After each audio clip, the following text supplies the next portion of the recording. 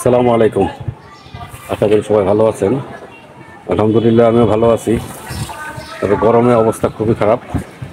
বিশেষ করে ঢাকা শহরে তো একেবারে জনজীবন বিপর্যস্ত হয়ে গেছে। গ্রামে তাও সন্ধ্যার পরে একটু একটু ঠান্ডা লাগে, কিন্তু শহরে রাতের বেলা দিনের বেলা সবসময় এত গরম আর এমন অবস্থা।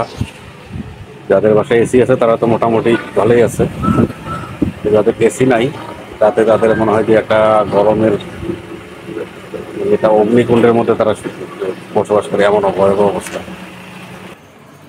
তার উপরে নাই বৃষ্টি, নাই কোনো ঠান্ডা বাতাস, নাই কোনো কিছু, গরম প্রতিদিন শুধু বাড়তেই আছে। তো এটার জন্য দায়ী তো আসলে আমরা যে পরিমাণে গাছগাছালি কাটতেছি, পরিবেশের বিপর্যয় করতেছি, এটা আমাদের প্রাপ্য, এটা আমাদের ভুগতেই হবে আর কি। যতদিন আমরা না আমাদের এই অপকর্মের আমরা প্রায়শ্চিত্ত না করবো ততদিন আমাদের ভুগতেই হবে।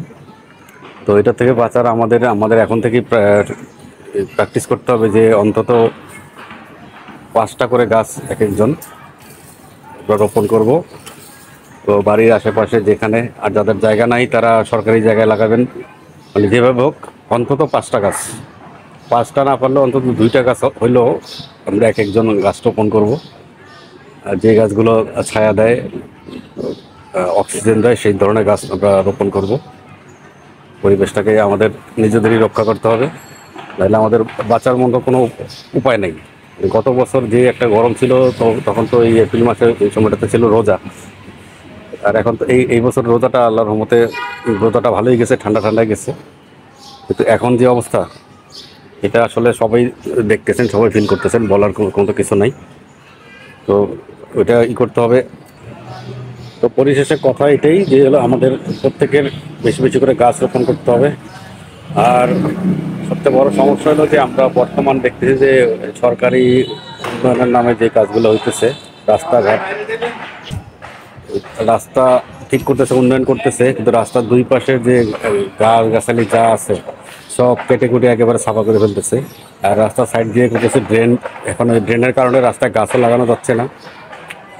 ওরা যদি এমনভাবে একটু টেকনিক করতো যে রাস্তার পাশে গাছ লাগানোর অন্তত একটু জায়গা রাখতো, নিজে উদ্যোগে গাছগুলো লাগাই দিয়ে যেত, তাহলে পরিবেশটা অন্তত রক্ষা পেত। প্রতিটা যেই রাস্তাগুলোর কাজ করতেছে, একটা রাস্তারও আশপাশে কোনো গাছের লাগানোর কোনো ব্যবস্থা নেই, গাছ দিয়ে লাগাবে, সবগুলো কেটে সাফা করে একদম মরুভূমি করে ফেলতেছে। এমন অবস্থা হয়ে গেছে রাস্তাঘাটের, মানে বাসা বাড়িতে থাকার মতো কোনো বুদ্ধি নেই। যেখানে একটা দুইটা গাছ দেখা যায় সেখানে একটু দাঁড়াইলে মনে হয় যে একবারে কি যে শান্তি। তো আমাদের গাছ না কেটে যেভাবে যতটুকু সম্ভব রাস্তাঘাটগুলো করতে হবে, আর গাছ রোপণ করতে হবে, অনেক বেশি বেশি গাছ রোপণ করতে হবে। আমরা যদি সচেতন না হই, আমাদের সামনের ভবিষ্যৎ প্রজন্মের যে কী অবস্থা হবে সেটা এখনই আমরা উপলব্ধি করতে পারতেছি।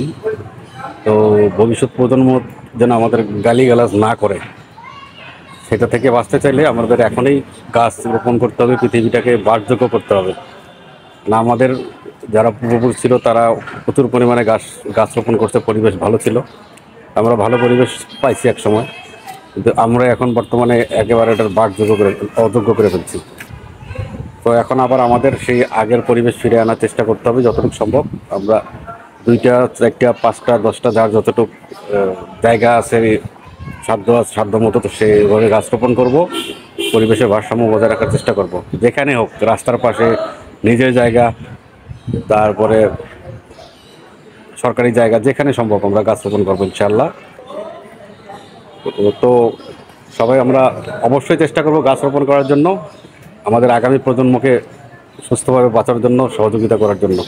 সবাই ভালো থাকবেন, সুস্থ থাকবেন, এবং অন্তত 2টা গাছ আমরা সবাই চেষ্টা করি, এই বর্ষার মধ্যেই আমরা 2টা গাছ লাগানোর চেষ্টা করি, মিনিমাম 2টা, উপরে যা করা যায় আর কি। তো সবাই ভালো থাকবেন, সুস্থ থাকবেন, নিরাপদে থাকবেন। আসসালামু আলাইকুম রহমতুল্লাহ।